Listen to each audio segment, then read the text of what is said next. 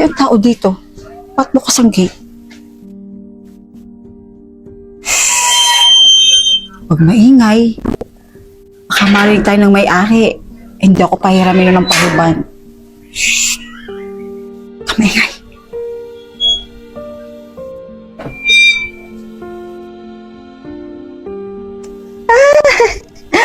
Ang sarap naman maupo dito. Antay ko na lang siya. Kailangan ko talaga magpariban. Ang pangit na ng buhok ko.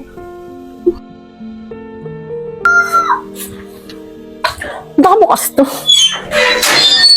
Hello! Ay, kabayo. Ginagawa niyo dito. Magbas nga kayo. Hindi niyo ba alam yung nasa batas? Bawal pumasok sa hindi niyo bahay. Hindi. Uy, alam mo, iniintay kita.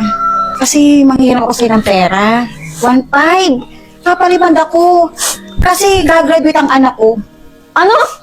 Pang-reband, 1.5. Oo. Wala po akong makabayram sa inyo. Bakit gano'n? Wala kayo papairam sa akin. Pinabayad ko na po kasi dito sa bahay.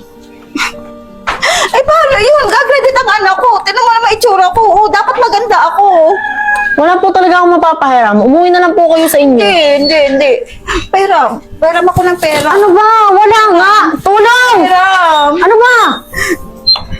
Hindi mo ako papairam. Ano ba? Pairamin mo ako ng pera. Nay! Umalis ka na. Kailangan ko ng pera. Nay! Tignan niyo na yan. Ito kasi, gagraduate ang anak ko. Ayaw ko pairamin ng pera. Eh, magpapariband ako. Tinan mo yung itsura ko. Hinihintay na kayo ng anak niyo dun. Hinihintay na kayo. Sabi ko sa'yo eh, gagraduate ang anak ko eh. Ayaw mo maniwala sa akin. Ako pa sisisihin nyo. Oo nga, hinihintay na kayo dun. ng anak niyo. Talaga? Opo. Nakatoga na siya. Nakatawagan na, ma. Anak ko gagraduate, ikaw hindi. Ayaw mo po tayo ng pariband. Hindi kita imbitahin mamaya. O sige. Una na kayo, Nay. Sige, salamat ha. Iling, pagpasensya na si nanay, ha. Namatay na kasi anak nun, eh. Nabangga. Eh, yun. Graduating pa naman. Napagdripan ka ni nanay, eh. Hindi ko naman po kasi alam na baliwin eh. Pero sige po. Salamat po. O siya, sige. Paano? Pagpasensya mo na yan at ako yung una na. Duty pa ako sa barangay, eh. Sige po. Salamat Ingat po ka. ulit. Ingat po.